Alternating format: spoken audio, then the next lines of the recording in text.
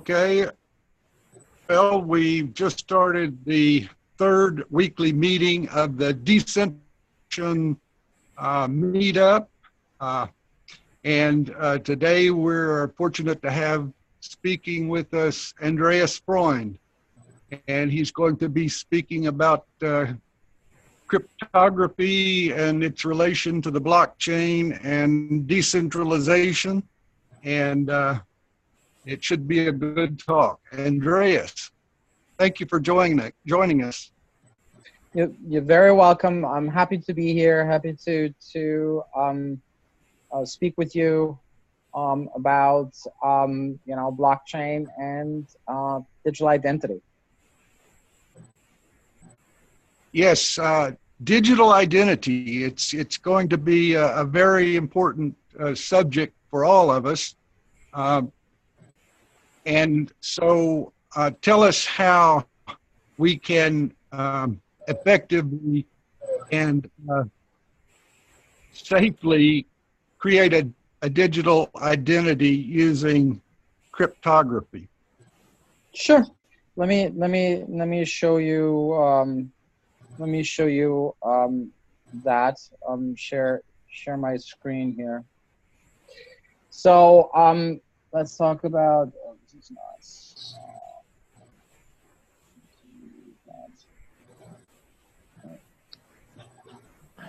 Anyway, oh, okay. There we go. So sorry about that. There was the video screens were on the side. Can everybody see my screen? Yes. So just a heads up for those who don't know me or haven't looked me up on LinkedIn.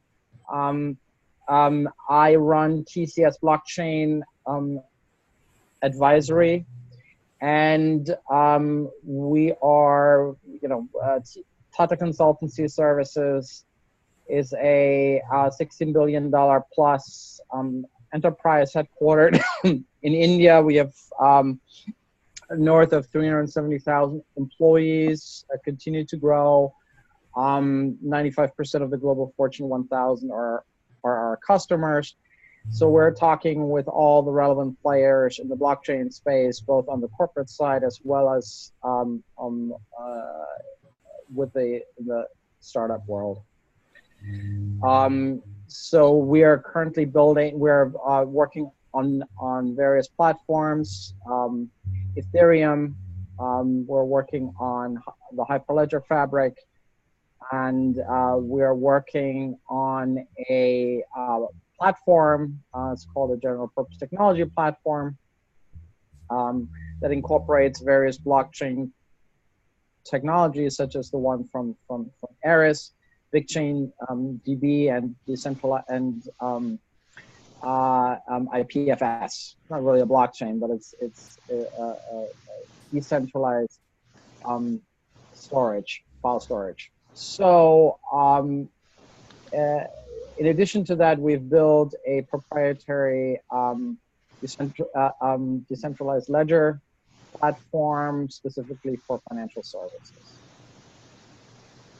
We're running, I'm primarily responsible for the building of this general purpose technology platform that I just talked about, and we have built as a POC a version of digital identity on it.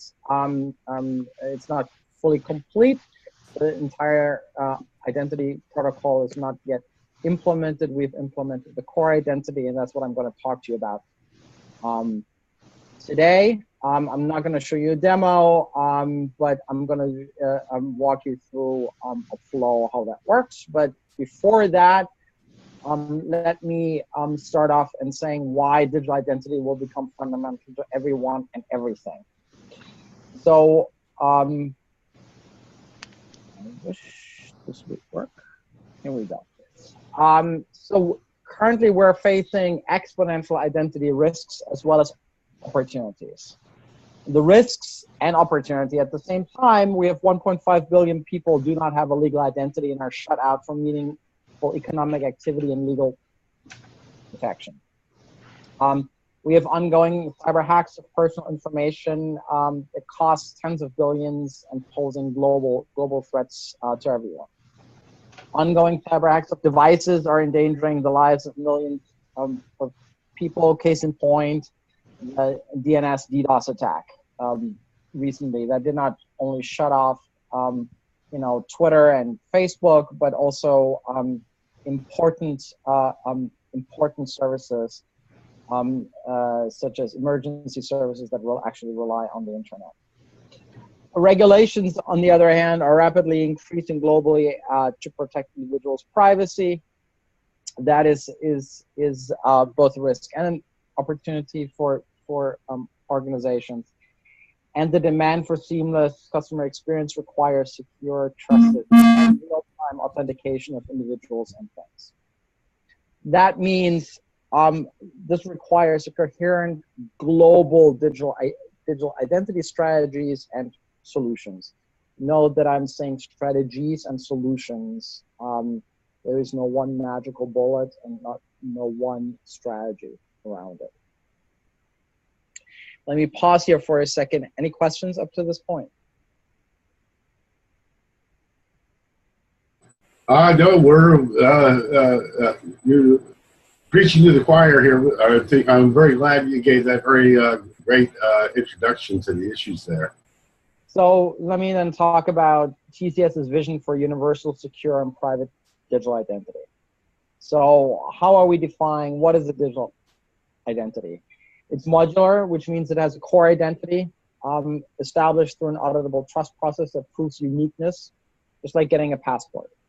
And that there are extended identity or identities connected to the core identity, such as assets, reputation, transaction history for all activities. It's private and user controlled. That means identity data is encrypted and distributed. Access to identity data can only be granted by the owner, and access to identity data is by asset, documentation, and data object. Therefore, that's what you would call fine-grained security in cybersecurity parlance. Can be recovered without third-party intervention. That's what if you're familiar with DoD protocols, that's what's called forward recovery. So if compromised through changes or identified behavior, we're employing a forward recovery mechanism such as an escrow of changes or behaviors, which means you show illegal behavior or unrecognized behavior, then all subsequent behavior from that identity can be sequestered, as well as changes or can be escrowed, such that require multi-sigs, for example, to go into effect, or they're sequestered for a period, or escrowed for a period of time. Verification is trustless. So one doesn't need to know PII to verify an identity. The keyword here is non-interactive zero-knowledge proof. It also real-time non-interactive verification without third parties. That means that the blockchain becomes the trust broker for identity. Core identity verification is use case agnostic, so it does not require a separate identity per use case. For example, identify yourself at a bank as you would entering a country. There should be no difference as far as your core identity is concerned. Should be blockchain agnostic. That means it does not matter on which blockchain a digital identity was created. It can be used across many blockchains and even without a blockchain. Any questions up to this point? Any comments? This is all fascinating, Andreas. Would you do me a favor and point your camera? You're cutting your face happened to, and I'm a lip reader. Oh, I'm sorry. Is this better? That's better. Okay. Thank you. Please. I was not aware of that. All right. Questions? Comments?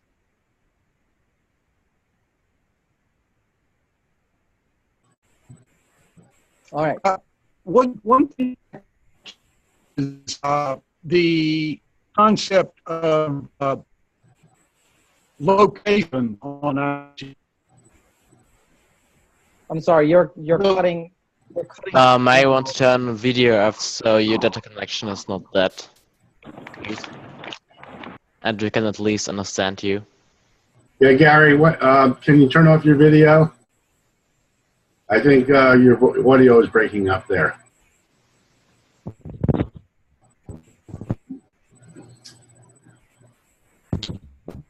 Hey, try it now.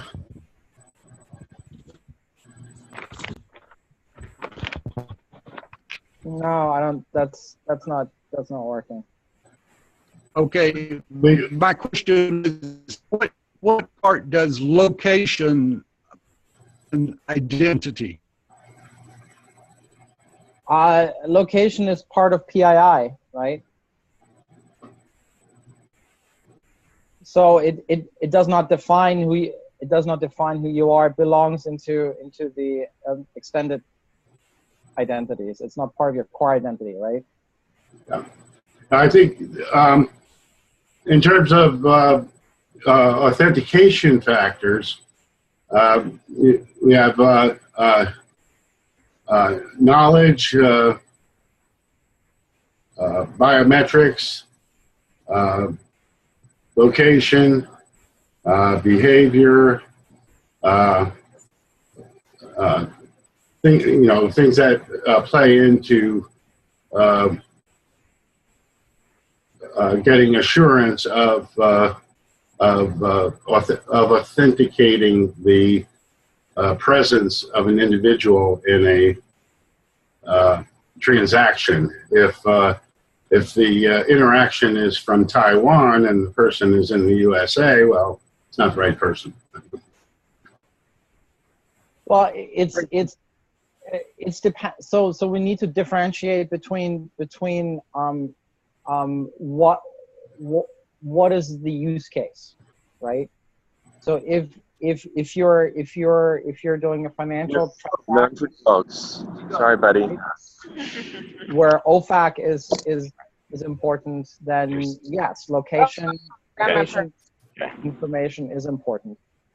However, for a core identity and validate a core identity, that is absolutely not necessary, right? It's just like your passport. Think of a core identity as the equivalent of your passport.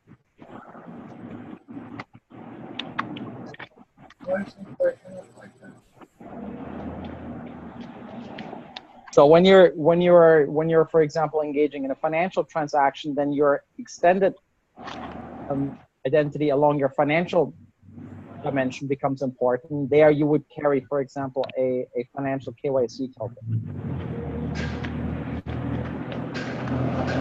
This is very exciting.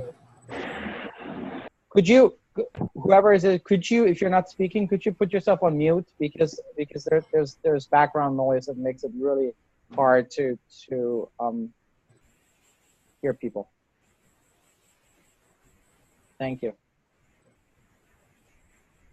Yeah, this is a very exciting work you're doing here. This is the exact vision that Free Trust has been pursuing, and hopefully we can team up in some way to help make this a reality. Yeah, let's talk about the definition of a digital identity and its attestation. So as I said, a digital identity is defined through a core identity, which we call a COID, that representing uniqueness and ownership and control over an identity. And this is what we implemented in our first POC.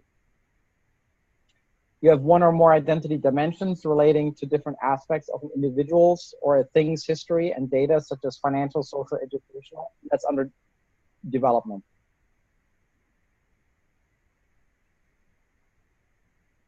Can everyone still hear me, or did I just drop? I think. Hold up.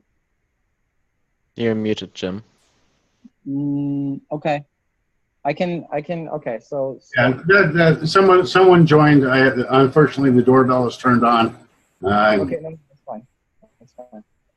So again, that's the second component, and then we have an identity graph that specifies all cascading owner and control relationships an individual or a thing has. And that's also under development. So imagine you can graphically visualize all of the things that you own and that you control, right? Ownership and control are two separate things, obviously.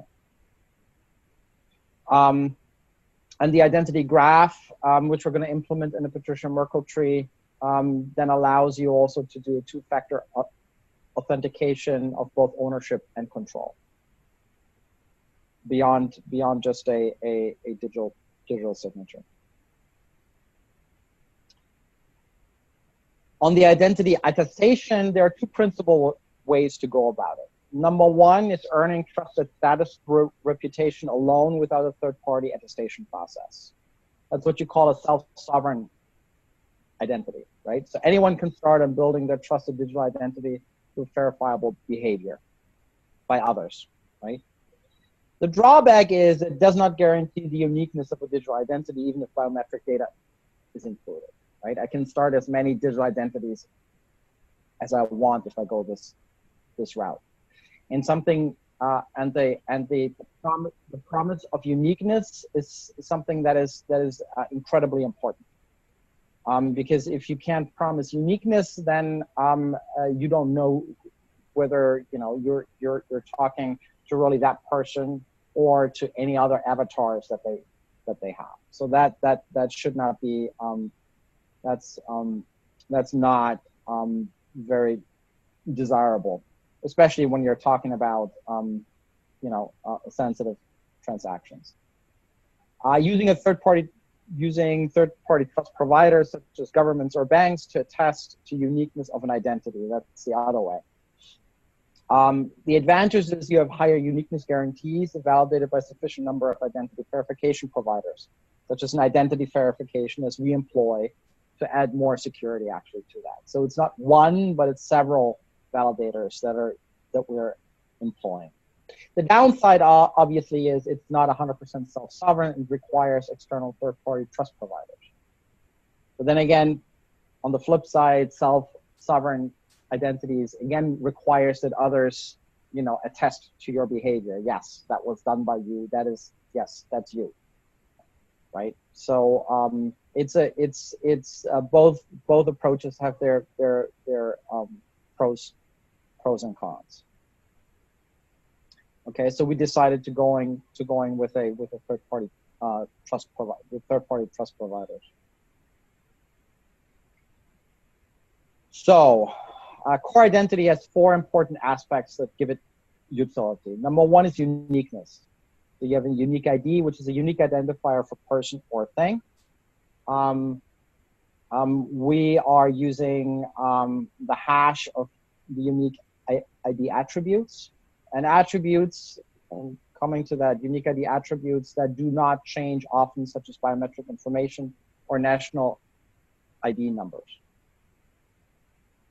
And again, we're storing that information as hashes once these attributes or these claims, that's really what they are, these attributes, these unique ID attributes are really identity claims once they have been validated. In addition to that, you have ownership. So you have an ownership ID, which is, again, a unique identifier of ownership. There's a list of owner IDs, which are unique, secure identifiers of digital identity owners. Obviously, for people, this is only one, right? There's no slavery, which means there's only one owner, and that owner has to be the one that is actually requesting this this identity. There's an ownership token ID, which is a unique ID identifier of ownership tokens, right? Again, for individuals, you don't need that. You don't need your token quantity, which you have, is 0. If you have devices, things, that's obviously absolutely relevant, right? If you have a house, then you have multiple owners, or you have a car, you can have multiple owners. So as far as individual is concerned, the ownership component is only relevant in terms of having only one unique identifier, and that is that of the requester of the ID. We're saving this as the hash of the public key of the requester. Now this is really important, control. Again, the structure is the same as ownership. Let me give you an example of the difference. If you want to rent a house, right? You rent a house, then you want to be in control of that house, even though you don't own it, right? You don't want your landlord to walk in on you any given moment, right? That means you need to separate out ownership and control. So if you're the renter, you would be the only one who controls it. The owner would still be, you would still not be the owner. Someone else would be the owner. And but you can give control tokens to the owner, for example, if they want to show the house for another renter. Or you can give a control token to a handyman to come in anytime you want, that allows them to open up the house through a smart contract using, for example, a smart lock, such as Slockit. Right? Now you can, if you connect identity to Slockit, you give it all of a sudden a lot more utility, right? You can think of an asset such as a song. You can have billions of control tokens. You give them away, you purchase it for a cent or half a cent per token, and you now have access to play that song. You never own the song, you never actually hold it, but you can play it anytime you want. And then lastly, there's the self-recovery of an identity. I've talked about that already. So you need a list of identity recovery IDs, which are identifiers of trusted digital identities that can vouch for the compromised identity, which means nothing but saying the identity holder says my identity has been compromised, and these other IDs through their digital signatures vouch that that is the case. If that is the case, then an identity recovery process is initiated, and the recovery condition just simply says how many of the people in the list need to say yes. So if you have 3 in the list, you say recovery condition is 2. That means you need 2 of 3 signatures. Oh, it's MFN multi-sig condition. Does that make sense up to this point?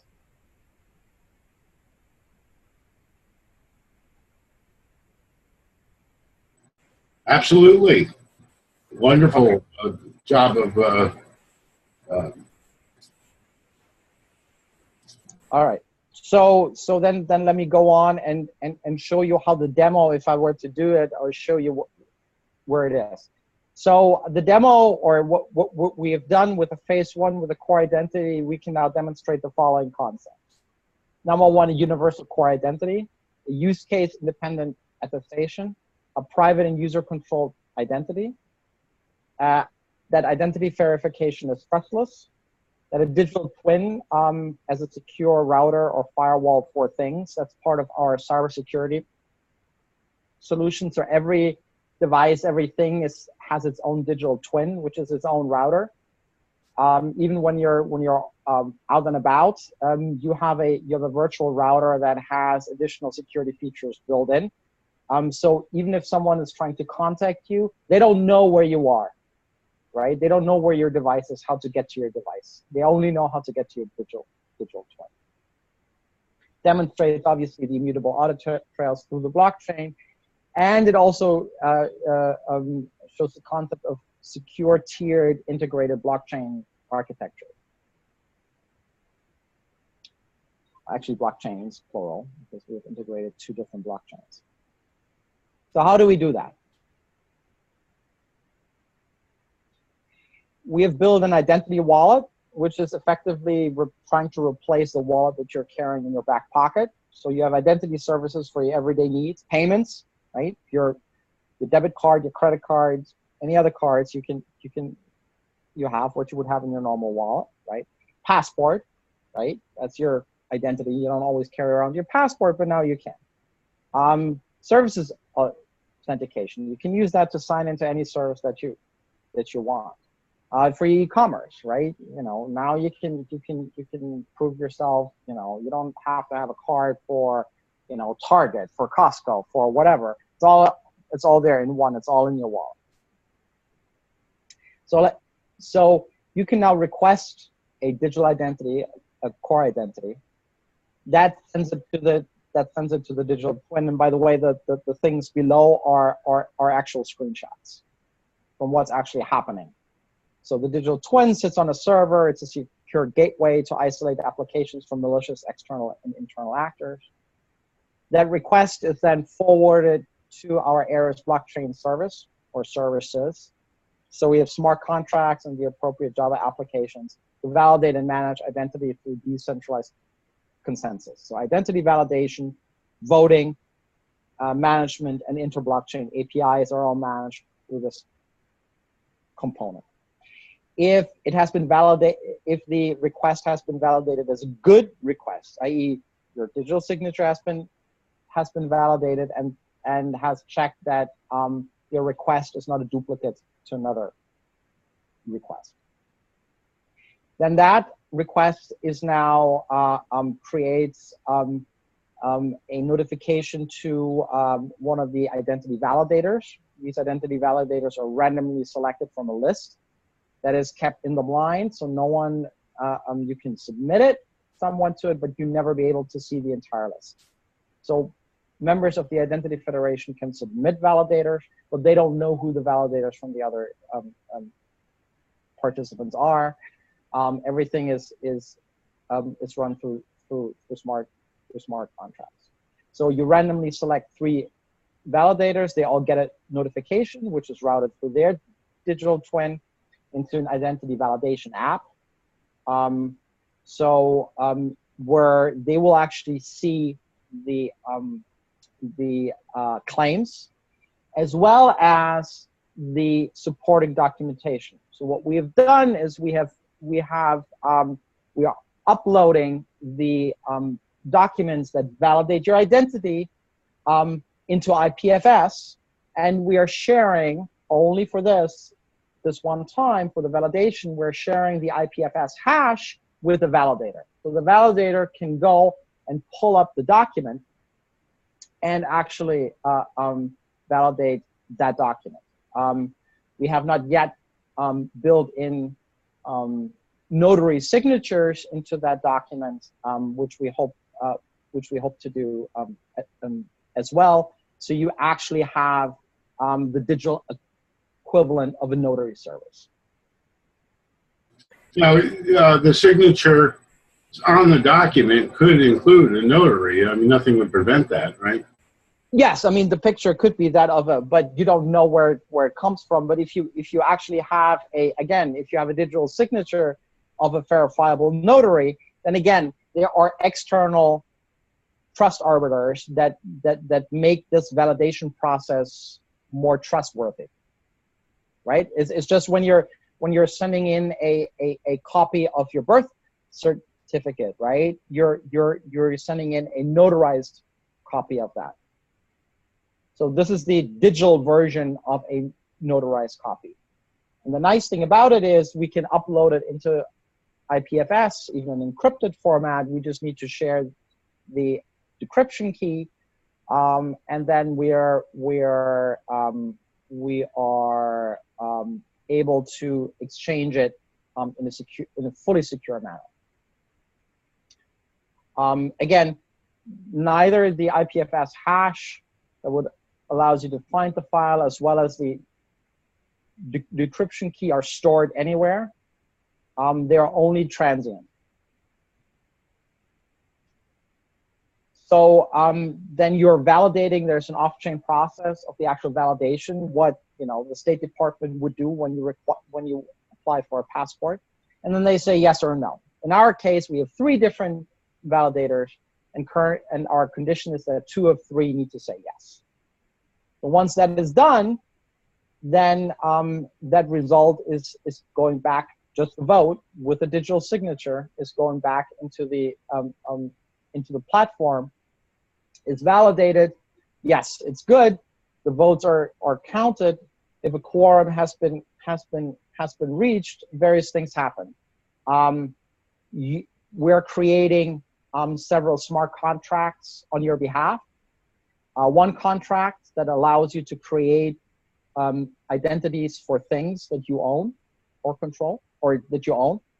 And also a contract that allows you to give utility to your identity, such as giving access to identity dimensions through a smart contract. So you can get a request and then you can immediately share that. You can just call an endpoint service. It's a microservice that you call up and you can give temporary access to certain data aspects, data dimensions. So besides these two smart contracts, we're creating a digital identity token for you that is stored as a payload in BigChain DB, which contains metadata, which are the signatures of all the validators, the requester signature, the signature from the eris account, as well as the blockchain ID, so you know from which blockchain it comes from, which block number is the block, the previous block before it was stored, and what is the block hash. That is sort of like your authenticated fingerprint together with the eris signature from your blockchain. As I said, we already have the signature of the requesters and the validators. And then obviously what we're storing too are your unique attributes, the ownership attributes, the controller attributes, and the identity recovery attributes. That is then stored obviously without the IPFS hashes.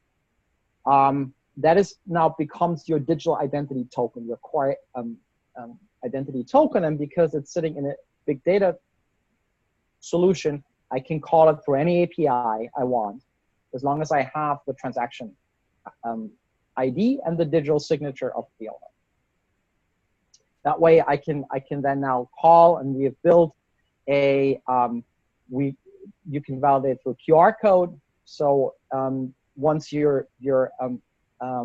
that payload, which is coming back into the blockchain, and we've built an oracleizer contract, we've built the API integration between eris and BigChain, that is then sent through the digital twin back into your identity wallet, and then you have a fully functioning digital core identity. Not yet the extended identities, and not yet the identity graph. We're currently implementing that. So what we have, we can now generate from the wallet a QR code. You know, imagine you're walking up to a passport control point, you're flying from JFK to Heathrow, you walk in, you click on it, you generate your QR code, you hold it just like at Starbucks, you hold it against the reader, bing, the person behind the screen sees that it's validated, or actually you don't need someone to actually look at it. What it is, it goes out, goes to BigChain DB, holds the token, validates that the signature you provided with the QR code. So every time you generate the QR code, you're generating a digital signature. That signature is validated. That the signature corresponds to the signature in the token. That the validators and their signatures correspond to good validators of the Identity Federation, and that the payload hash corresponds to the hash that you have sent them. Once all of that checks out, your identity has been validated without ever revealing any personal information about yourself. That's key. So even though we're having hashes, there's nothing more there's nothing more that's shared. No name, no height or whatever. Absolutely not necessary anymore. So that's it. Definitely a possibility to use their interface, to manage our private keys and do the kind of do a mobile version of what we want to do. Yes, we're in fact building a we're building a mobile version of that. And we're integrating that with the Airbits SDK about private key. So each wallet file that we have, which contains is then backed up into the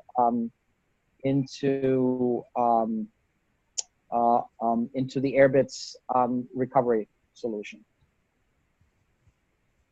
So Airbits is one of our strategic partners. BigChain is one of our strategic partners. eris is one of our strategic partners. So we have a whole ecosystem of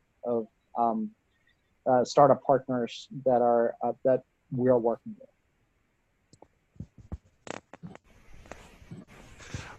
You mentioned the idea if you guys have the time, I think you should take a few more minutes. I don't want to necessarily rush it, but if you have, because I'm going to, I got this work, WebEx I got to be on. Maybe you can start off by just sharing either phone numbers or emails, and then you can just get back on the phone once we disconnect here. Yeah, Mike, I do have I've got your number, so I can give you a call here in just a minute after when Adam has to leave, whenever this has to end. Are you available for a little bit longer, Mike? Do that? Okay, great. Oh no, that was me Mike, that answered. You want to start out, or whoever wants to go first? Just give a little background about yourself, for a few words. Hey, Mike, can you hear me? This is Darrell. You want me to? Do you think if I can start? Yes, I'm Mike.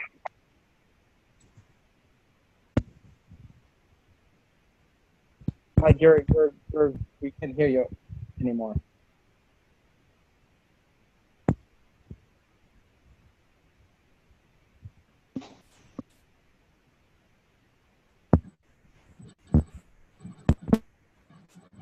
Yeah, I think we have a connection problem there.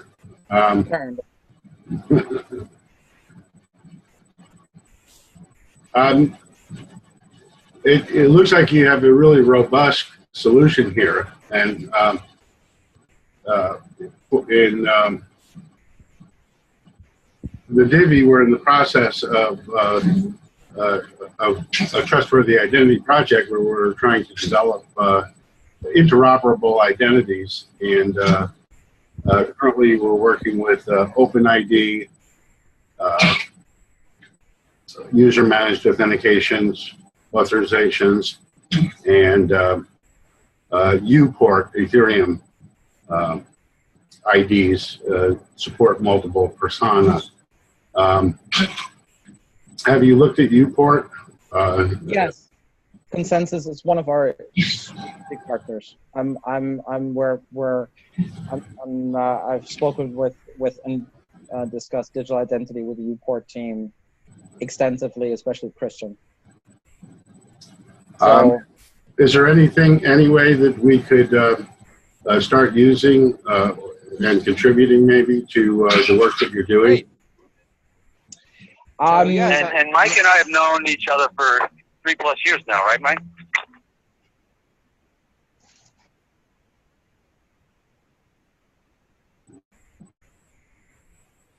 Do we have a mic? I don't think so. We have Andreas Freund on here, and Jim Whitescarver, Gary Cutler, Patrick McGuire. Great. Yeah, go ahead. Well, good. So, I just got to ask: are you still a paramedic? Are you still doing any of that stuff? You're talking to me? Sorry, can you hear me? I can hear you, Darrell. Okay. Mike, can you hear Darrell? Yep.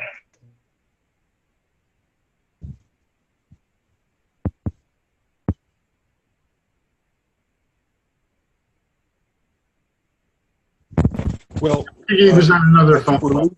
I muted him again. Participants. But was interesting when you spoke about recovery of one's identity after having lost it. What do you foresee where a person would consider themselves to having lost their identity?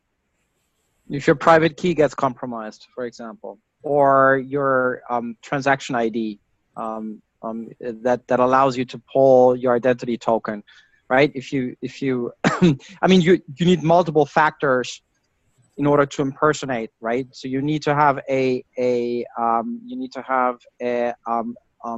valid digital signature intercepted. You need to have their transaction ID, and then you could get access to the digital identity token, and at which point you could start impersonating as someone in terms of validation.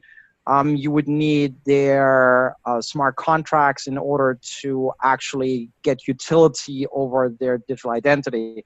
So there are multiple pieces of data that you would need to compromise in order to gain full control, but you could do various nefarious things, even with just one or two of those pieces. I mean, if you have a private key, you can impersonate digital signatures, and that can cause all kinds of problems.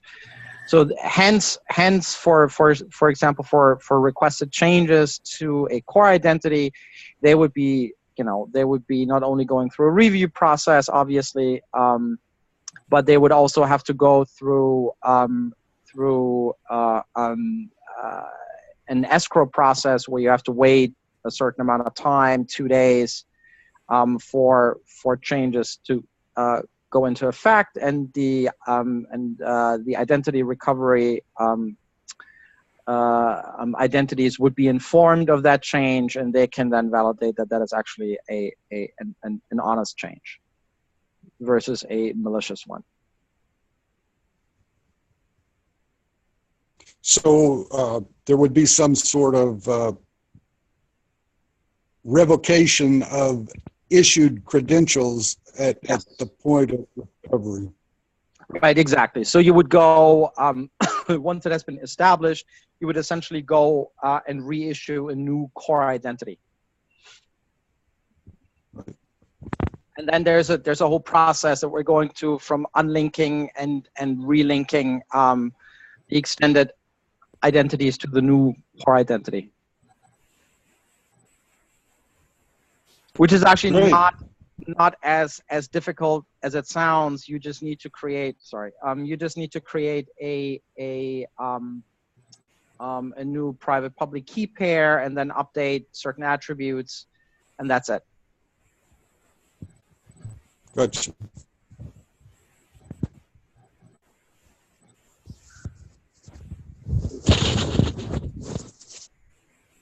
Well, how are we doing on time, Jim? Well, I think we're coming up to the hour, although we started late, so we can go a little bit longer. Good. I'm just really curious if there's any way that we can get involved with this effort. I'm not sure what happened to Darrell. I know he's involved in a number of blockchain identity projects,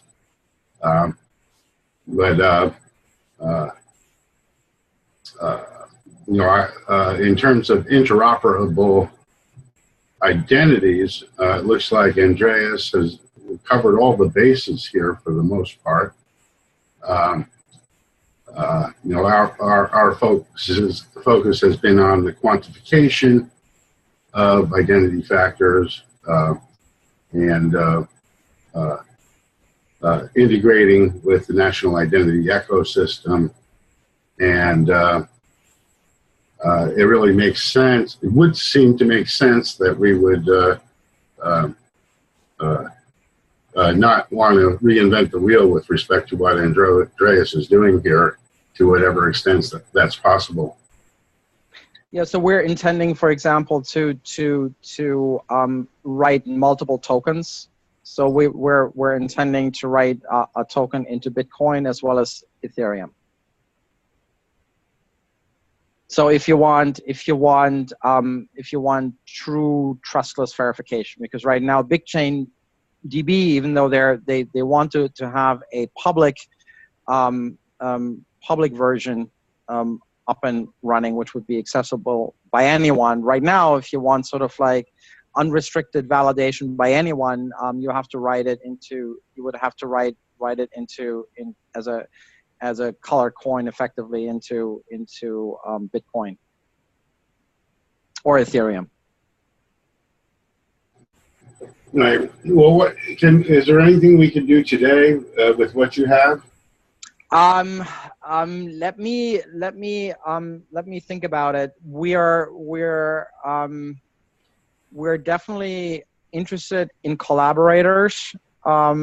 There are, I mean, what I can do, I can share the protocol with you, right? I mean, I only share the sort of like the core identity, what we've done so far, and at a fairly high level. I can happy to share more details around that. We're definitely looking forward to add additional security features.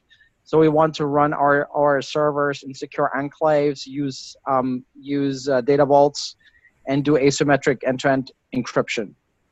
So any experience on that front would be greatly appreciated. Assistance there. Again, I'm in the process of open sourcing. So all of this is going to be open sourced, but given the fact that we are a for-profit organization, there are several hoops that I need to jump through to get a project like this open sourced, and we don't want to do that until we actually have the full protocol implemented, which would make sense. Plus, test it, you know, do a bit more stress testing on larger networks with more load. So, for example, we have some concerns around how many concurrent identity requests our gatekeeper contract can handle. It seems to crap out if the data load gets too high. I mean, there's too much data, so we're going to do some stress testing there and then work with eris to address any platform issues as we've done in the past. So so there are various things on the testing side at larger scale that need to be done before we can say this is an actual robust solution. So you know, even though we don't see that there are any real blockers, we just need to make sure that the platform that we're currently have this on can actually support it at the scale that we want to, which is a global scale with you know, hundreds of millions, if not billions, of users. So you don't envision this as being community run with community nodes, or? Yes, but in a different way, because again, we're looking we're looking to integrate IoT into this, and there is currently no blockchain platform that can support any reasonable IoT volume. Right, so we're talking about being a platform that can do 1 trillion transactions an hour. Right. Well, I've seen some of your work. I don't know how public it is. Where you're using decentralized blockchains, permission blockchains with eris, which are exceptionally high performance blockchains. Although, you know, lack the redundancy of the big chains, but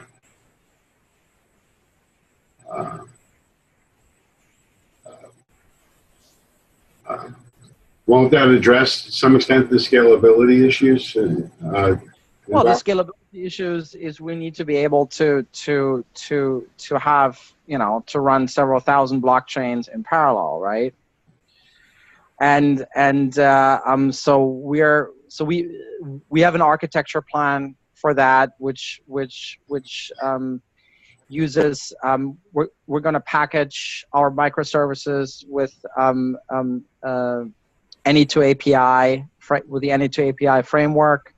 We're intending to use Kafka as the transaction orchestration layer that connects the blockchains, and to make the blockchains interoperable, we're going to use a generalization of the interledger protocol.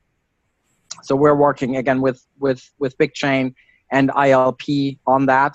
We're just starting up a project there so that it can not only support assets but smart contract calls as well. Okay, so you're taking the interledger protocol to the next level. Yes, right. So we're effectively, you know, want to do what Vitalik and Vlad are intending to do with EIP 105. So awesome. Now, can you tell us a little bit about how the use of zero knowledge encoding in your application? Yeah, so zero knowledge, obviously what I explained to you, the validation is effectively zero knowledge, but it still requires the exchange of data that carries that knowledge, even though it's in a cryptographically secured format, right? So what we're intending to do is to replace, for example, the validation through a Zk Snark proof. So the call when you make the call for the ID, you're publishing a zero knowledge proof. But not, we need to expand the current Zk Snark framework that's implemented in LibSnark, because it only returns you a 0 and 1. So that's not sufficient, because that allows you to not spoof a proof, but to abuse a proof. So I can use a zero knowledge proof of identity if I have intercepted and use it as my own, without the verifier having the ability to check whether the prover is actually the prover, the original prover. That's currently a big problem. So we are actually, there are papers published on that, how that can be achieved. By integrating the public key as an output from that proof. But that requires, you know, additional rewrite of code, et cetera, and there are not that many people in this world who actually understand it. We are actually, Zcash is one of our strategic partners. So once they come up for air after their recent launch, we will engage with them to apply what they have to our solution, and we're also working or want to work together with IC3. I'm trying to raise funds to become an TCS becoming an IC3 member. I'm a great fan of Andrew Miller, so and they're actually interested to work together with us. But again, it's all a function of money. Sweet. So yes, so Zk Snarks and their next generation of that are definitely on our roadmap to integrate. I mean, there are various security features that can be added through that. You can, is the device that's connecting to the digital twin actually the device that it's supposed to connect to? how we can do that, you know, besides the digital signature, what are other proof factors we can incorporate, et cetera, et cetera, et cetera. So there are multiple ways of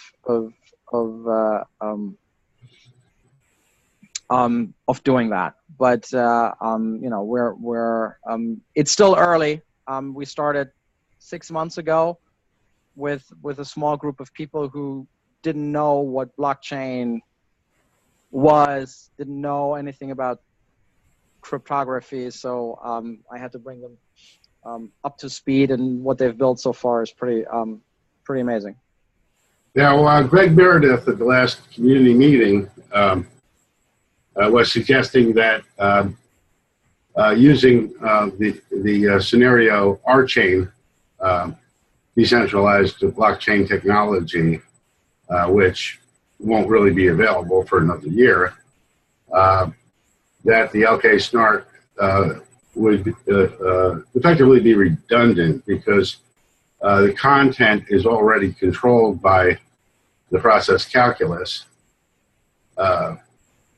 and access to it is strictly according to the contracts associated with the content. And he sees the ZK Snark as adding too much overhead and sort of being redundant for application within scenario anyway. Unfortunately, they didn't show up today. I guess they had other commitments. But I wonder if you have any comment on that. Sure. I mean, you don't really need ZK Snarks for this identity validation, for example. You can that's secure enough from a privacy point of view that it's not feasible to intercept. I think where ZK Snarks are definitely will be in demand. I'm sorry, I need to plug in my laptop, otherwise it's going to die. Let me see whether my cord extends far enough. Okay.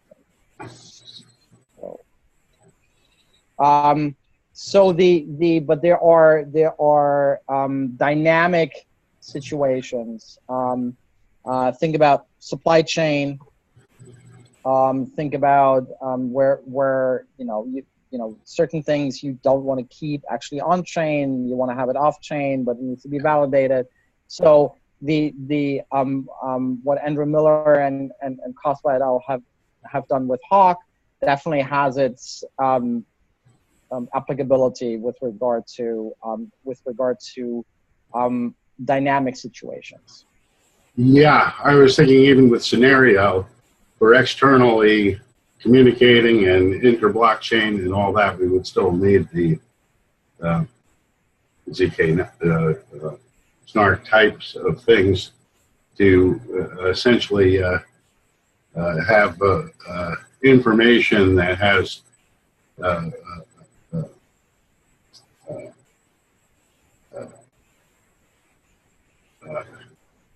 contractually limited exposure.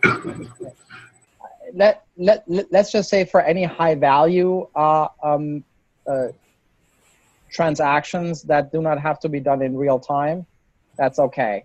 Where it gets interesting is how do you deal with IoT interactions where trust is essential. I don't know about you, but when my Google car communicates with other cars, self-driving cars on the road, I know that if they are actually not who they say they are, or if they actually do not exist, but they're fake, that's fake, then that's a problem. You can cause significant harm to property and individuals by causing mass accidents this way. And ZK snarks are definitely not usable in that type of scenario where verification needs to happen in the millisecond range. Right? Because every single transaction, right, every single contact needs to be validated because it can be spoofed. Right, and you can't always do that on a local blockchain. And you can't do it on a blockchain. So that's but what you can do is you can establish the sort of like the copy of the proof of identity and then do a challenge response, right? Or the message needs to contain the proof already in it. Might be static, but it is, and then it needs to be generated. Every package has to have that. Every message has to have that proof that it's generated through digital signature. No, right. But you have to get the signature back, at least. You were saying the public key,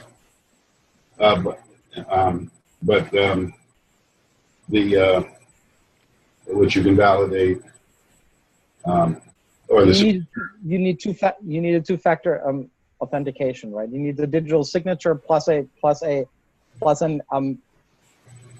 identity fingerprint. right. That you can store locally and can say these devices can have that, or you can sequester access of a device to your device until you've gone out to the blockchain, pulled that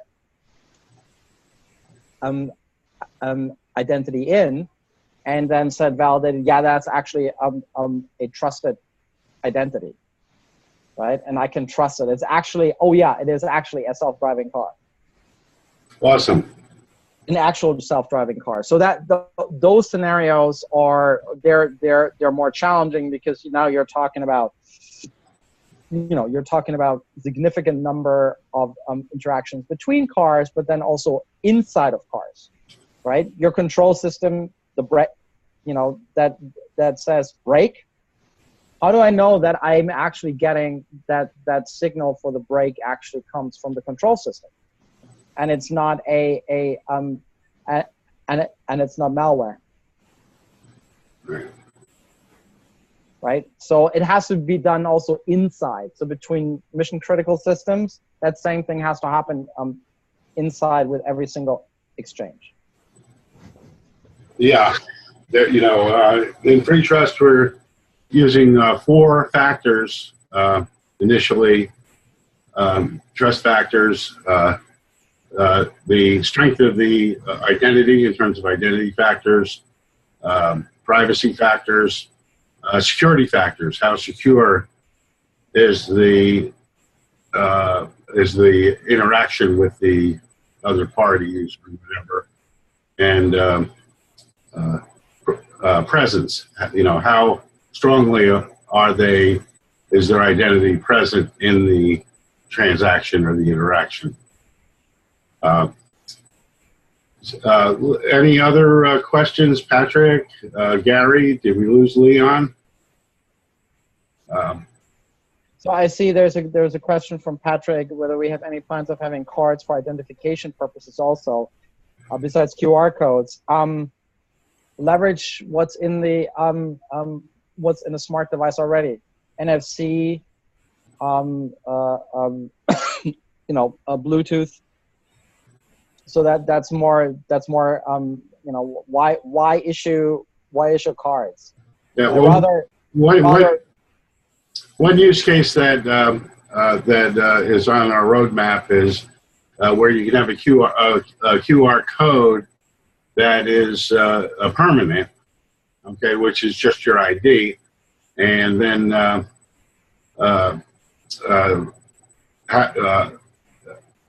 it can be scanned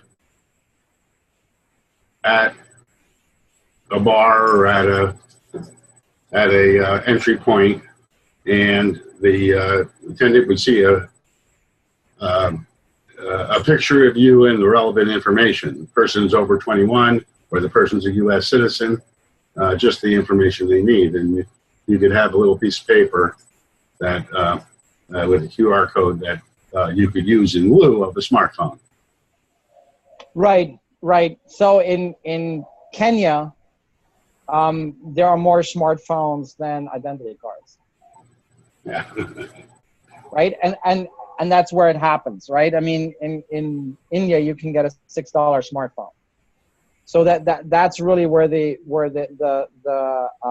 you know, again, you know, the thing with the QR code, every time you generate the QR code, the way we do it is different, right? So it is not unique QR code. Yeah, I'm not saying that. Yeah, I mean, I think that's a great idea that you get this different code each time. But you also could have an identity QR code that's just a piece of paper. Yes, of course you can have that, and then someone can use that to impersonate you. No, because when the bartender or the agent sees the picture of the person, okay, they know whether or not it's you, and they can have you speak into the phone to verify your voice. Okay, they don't have to know your name, but they can verify that you're you and you're over 21 according to authority. Yes. Again, if you're you know, obviously, pictures are, you know, it's, again, we're going a different route, because we're saying that is not really, that's not, with our setup, it's not really relevant anymore. You can port it from one device to the other, and smart devices are the lifeblood right now of pretty much every developing nation. all right. There are some other use cases, though. There are. Granted, there are. Yeah, and you know, and we're glad that you're doing the use cases you're doing, so that we can do the use cases we're doing, and hopefully they can work together. We're collaborating with ID 2020. We were invited to be one of the founding members of their digital identity. Yeah. And we're just collecting the best open source to create our own, interoperable communities. We're going to open source it as soon as we're done, and it's ready for prime time. At least, you know, prime time being at least alpha worthy. Right now, this is sort of like still pre-alpha. Any other questions? I guess we're on an hour, a little over an hour now. Yeah. So again, happy to answer any questions. You know, Gary, thank you so much. You have my contact details. You know, you can share them. Happy to answer you know, additional questions on the later on.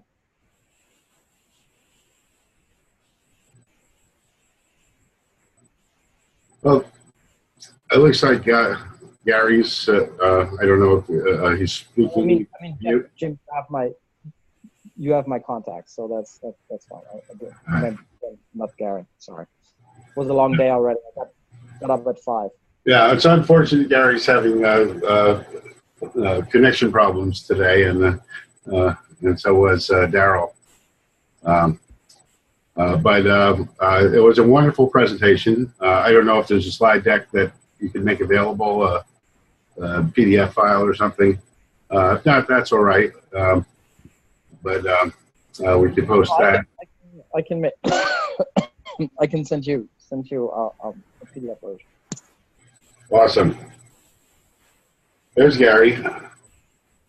Yes, thanks so much, Andreas. This was a group talk and a valuable addition to what we're trying to do here at Scenario. Yeah, again, I'm happy to help, assist, share whatever I can. If you have specific questions, implementation questions, specific questions around how we're doing it, it's not non-trivial. So, but again, anything that I can help with, please let me know. Yeah, thanks so much, Andreas. This was very good. Didn't catch all of it, but I got a lot of it. Okay, good. Yeah, definitely awesome. I'm so happy you consented to be with us today on the Decentral Station, and hopefully we will get together again in the future for this, or as soon as you have something for us to play with. And we're looking. I will share as soon as I have something to play with. Right now, it's again, it's pre-alpha, and it's a bit too early, and it's not, installation and everything is not 100% straightforward. So there's still some kinks that need to be worked out for this. Once I can say, yes, we can do 100,000 of these things a day, then I'll say, yep, good to go. Yeah, we have the same issue with Scenario today. It's in an early stage, and so it's being released slowly, and the releases are not totally stable or functional yet. So we understand the situation, and we're lucky that Scenario gives us pre-releases, lets us help test, and we have a community project of people doing that, which is a private group of system operators, and then a more public group of testers. Yeah, sure. I mean, again, happy to help, to support, and doing anything I can. And just to answer Patrick's question, the target segment is developing countries. No, it's not. It is just that one of the TCS being an Indian company, and India having 1.45 billion people. And India has its own digital identity effort. There's a significant focus there for obvious reasons, and there's a focus on IoT, which we're heavily invested in. So that's where that's why this protocol is designed both for people and things, right? It has to have utility for both, and so that's why you see some redundancy on the people side, but for example, you do have situations where people are controlled by others, right? Minors or people who are in jail, and they still have a digital identity, right?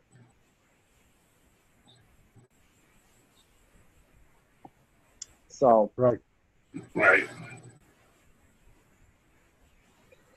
Anyway, gentlemen, appreciate your time, appreciate listening to us, to me, and appreciate the interest. Again, anything that we can help with, let me know, and I'm happy to work together where we can. Terrific. Thank you so much. Thank you. You're very welcome. Gentlemen, have a great rest of your day, or early evening, wherever you are. All right. Thank you. Bye-bye. So Darrell, can you stick around in a minute? Yeah, let's catch up, Jim. Okay, well, we're still on the air here. I guess I wanted to know if you had any updates on the identity project that you're involved with that you can talk about. Yeah, I can, and I apologize now for not reaching out to you sooner and catching up and staying in touch. It's just amazing how busy everything happens and everything goes, but still appreciate our conversation, but 6 months ago, and you know, we've definitely made mention and said, hey, we need to reach out to Jim, we need to catch up and see where you're at and see what's going on with the pi calculus stuff and all that. Anyhow, yeah, so we've just wrapped up our phase 1. We did come up with a prototype that specifically did the job of hiding, of doing a little self-sovereign attribute assertion for a given identity.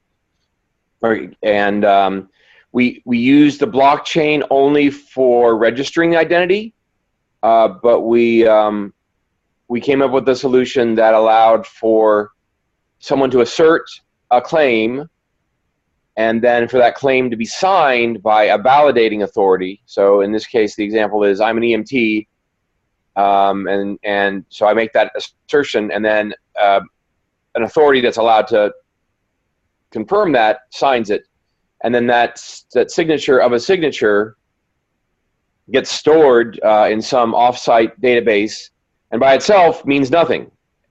So the idea here is that even though there's this other authority that has asserted that this person is an EMT, there's no, the goal here is for them to not even store the metadata or anything else about the person, so that they don't, they can't actually do a lookup, or that person has the right to maintain privacy around that assertion. That just because you're an EMT, maybe this is not the best example, but that you don't necessarily get to know that about that person, about that identity, unless that person themselves asserts it themselves. Does that make sense? Absolutely, and you know, we should schedule another show on the decentralization. Yep. That gets into some of these areas. So I'd like that. We're still we're trying to polish the prototype up a bit more. We are planning to do a phase 2 application. Not super optimistic we're going to get it, but we've got some other ideas and some other things we want to bring into it. So yeah. Okay, I will end this recording.